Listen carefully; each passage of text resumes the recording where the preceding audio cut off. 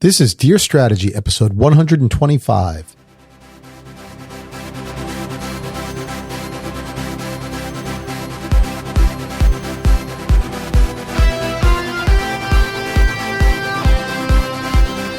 Welcome to another episode of Dear Strategy, where we answer all of your questions about product and business strategy.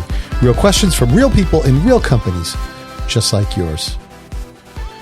Welcome back, strategy creators, to another great episode. This is episode 125, and we are going to bring you a strategy story this week. Don't know that it's a story like with a traditional beginning, middle, and end, but it's a concept that I want to talk about that a lot of companies seem to be doing. And that is the concept of putting out essentially the same product under different brands. And we want to talk about that just a little bit. Before we do that, let me make sure that I do a shout out for the company that sponsors this show, the company that I work for and founded. That is Strategy Generation Company. Strategy Generation Company provides tools and training and workshops, strategic consulting and coaching for companies and product managers within those companies who are looking to build strategies for their products, portfolios, businesses, business units. So if any of that sounds interesting to you, please go and give us a look at strategygeneration.com. Click on the contact form. That'll come right to me, in fact, and I'll be able to get back to you with more information on how we might be able to help. So let's talk about today's topic, and that is when a singular company provides what is essentially the same product under the hood, but under two different brands. And this actually goes on probably quite a bit more than consumers or people realize. It usually happens in a number of different ways that we get there, by the way. But a lot of times what I see is it happens when companies acquire one another, right? So company X acquires company Y. They want to get as many economies of scale as they possibly can. So they start trying to consolidate operations, consolidate designs, consolidate suppliers. And basically what they end up with is they bought the brand, but they're essentially slapping that brand label onto what is effectively the same product that they've always been making. Now, that's a huge generalization. There's any number of different approaches that companies take, from, keeping the product completely separate to doing exactly what I said and, labeling it differently, to anything in between. But for the most part, it's a fairly common practice. And I would say it's more of an operational strategy, right? Because again, you're trying to get as many efficiencies as you can in the process. So let's try and, buy as many of the raw materials and parts and pieces in bulk as we can and use them in as many of our products as we possibly can do. Now, sometimes companies will take it to the absolute extreme and, like I say, provide exactly the same product under two different brands. But, again, there's any number of different variations of that.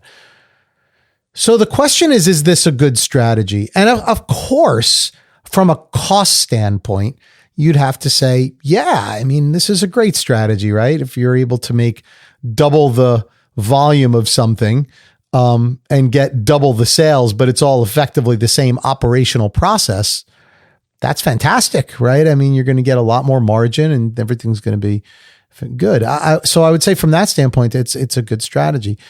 I would say similarly, if those products are positioned similarly in the marketplace, meaning that if it's a premium product, they're both positioned as premium products. If it's a low-cost product, they're both positioned as low-cost products.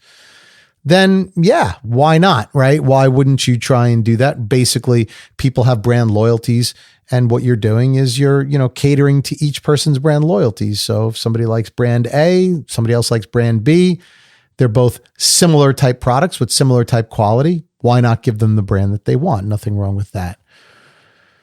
Here's where I think things get a little tricky, though, is when companies do that, but they do that for products that are positioned differently in the marketplace. So you take one product that's positioned as a low-cost product and another product that's positioned as a premium product, and you basically put the same components under the hood. Now, when companies do that, they're usually changing something, right? It's pretty hard to get away with, dual labeling the exact same product if one is premium and one is not. But again, under the hood where people can't see, if it's effectively the same components, then I would say companies do this, right? And usually it takes the salesperson or somebody who's got some kind of information on the inside to tell you as a consumer, by the way, these are pretty much the same product, just branded differently. Or, hey, they use all the same basic components, so you may as well go with the cheap one, right? And that's exactly where the problem comes in, is that even though this might seem like a clever operational strategy for a company to take, it doesn't last long in my experience, because customers start to talk, dealers start to talk, retailers start to talk. It doesn't take long for the secret to get out that it's effectively the same product. And if it is effectively the same product, then consumers are naturally going to gravitate towards the lowest cost version of the product, because why wouldn't they? Now, I'm not going to say that happens all the time, because a lot of times we are stuck on a brand, and no matter how much we're told it's the exact same product as something else, we might say, no, we really want the better one. And then we buy it, we have a bad experience with it and say, wow, that was stupid, right? But you may get a little longer, on this strategy from consumers like that, who are just dead set against any other brand. But eventually it all comes out in the wash, right? And eventually that brand that was premium begins to be seen as a lower cost product. And now consumers start to feel deceived. And now the brand that you bought that was a high quality, high premium brand starts to lose its reputation, and you start to lose the value in that brand that you bought. And boy, I just can't see how that is a good strategy in any respect other than in the very, very short term. Now, you might say, okay, Bob, give us some examples of companies that do that. And to be honest with you, in this particular case, I'm a little bit hesitant. I know that companies do this, again, to varying degrees, right? Some just are using components. Some actually are selling the exact same product under two different brand names.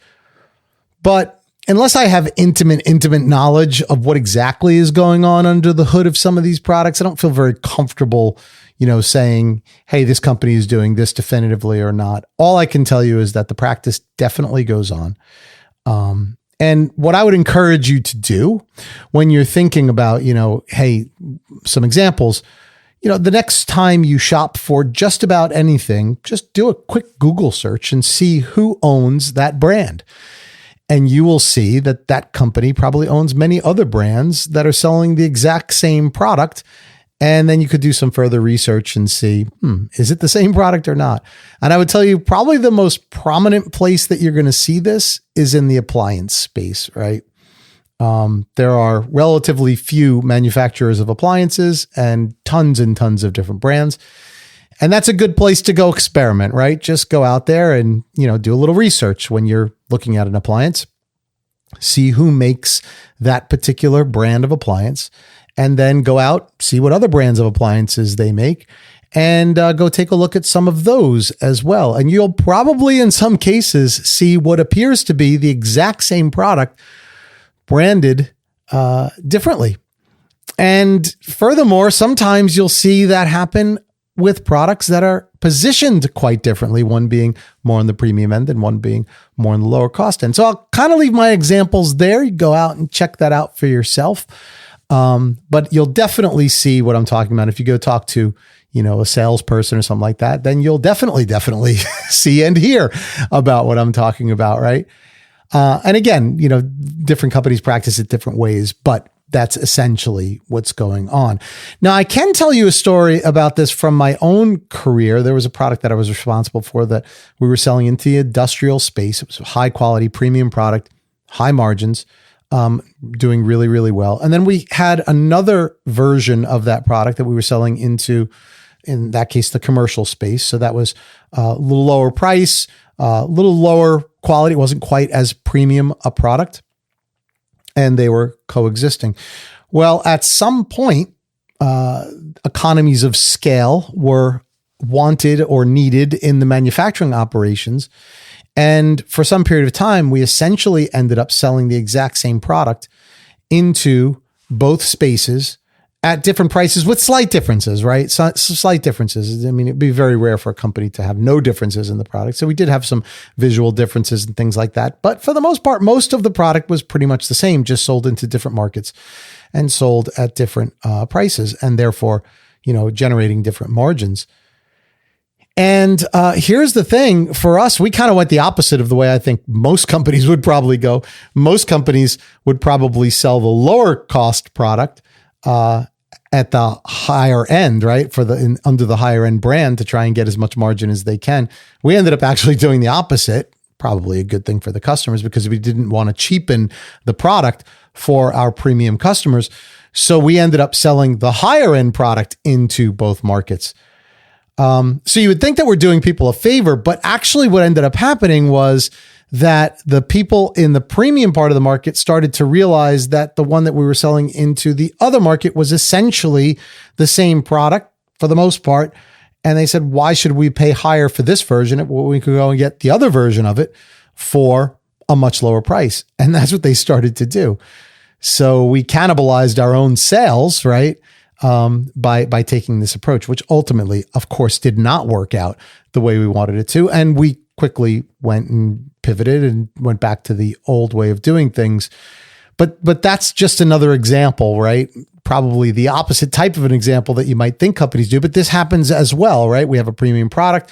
It's cheaper for us to manufacture one product for all markets. So we do that.